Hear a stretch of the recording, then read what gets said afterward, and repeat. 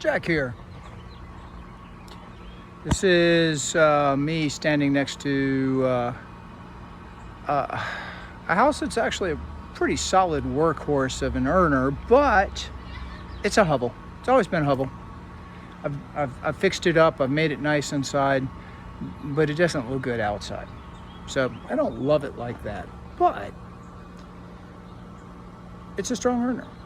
Well, today, when I was here installing a new HVAC system, I find a wet patch of ground off to the side, and I think, probably a plumbing issue. And sure enough, there's this.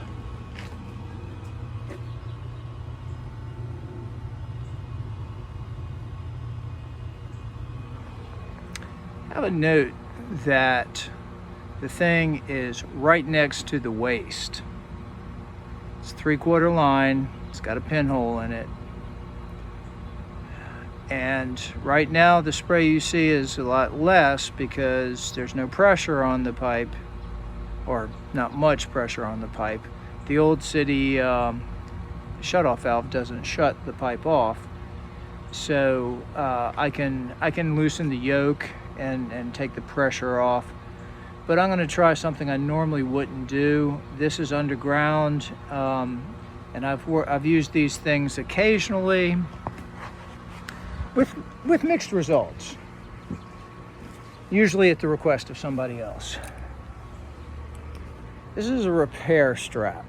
It's got kind of a Babbitt rubbery chunk here.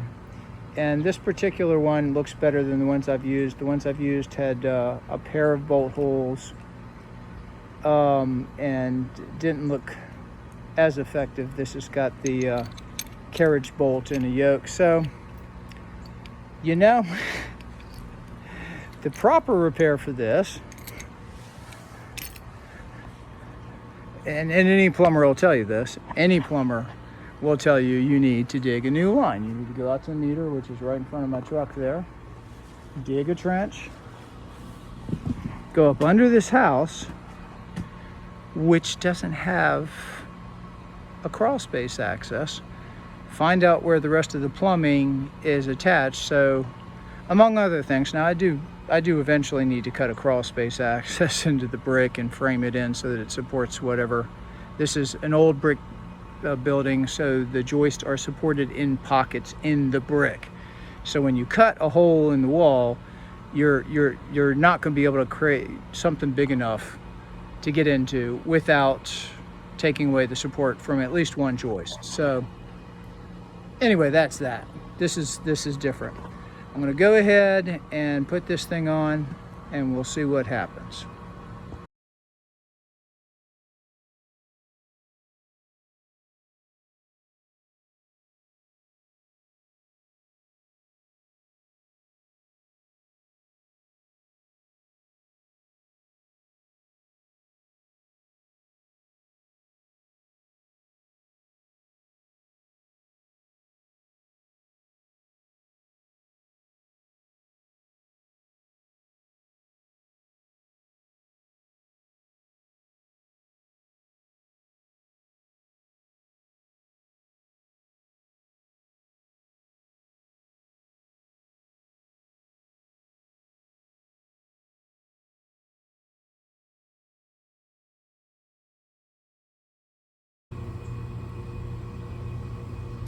I'll probably leave it overnight just to see if I have a decent seal here. And I know there's probably another pinhole just getting ready to go at any point, but that could be 5 years from now.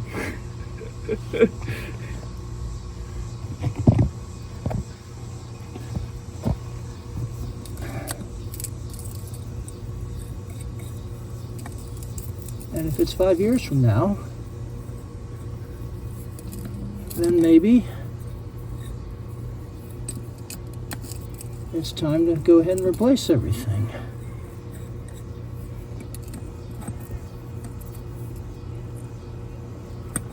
or if the pipe breaks while I'm doing this, it's time to go and replace everything. There are no torque specs for how tight to do it.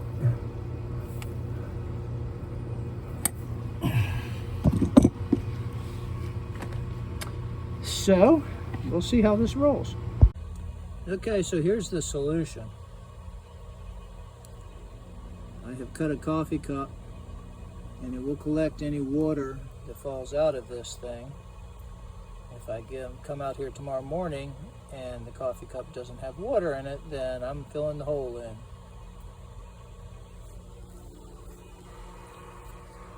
I know. It's not what a professional plumber would do, but it also doesn't come with a professional plumber's price tag of about $3,500 to dig the trench and install a new line. Not to mention which I would have to spend a day structuring out a hole in that wall for them to get into so they could even access the water line on the inside. You know, it is what it is. It is what I bought.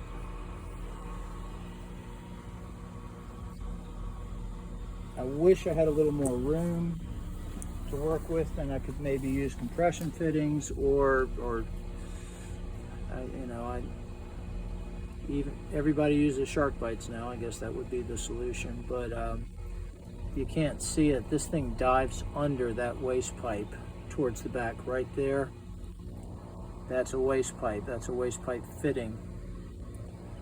So there's not much room to work with where this thing decided to spring a leak. Wish me luck.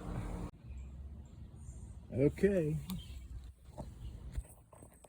Here we are, morning of the next day. Moment of truth. Let's open her up. Get down on it. Yay. Completely dry in the cup, other than coffee stain. No water. There's some seepage that's pooled up at the bottom. I still have some dripping out of the soil up top here, but around the pipe and the repair, nothing's getting down past the cup. Cool. Time to fill in the hole.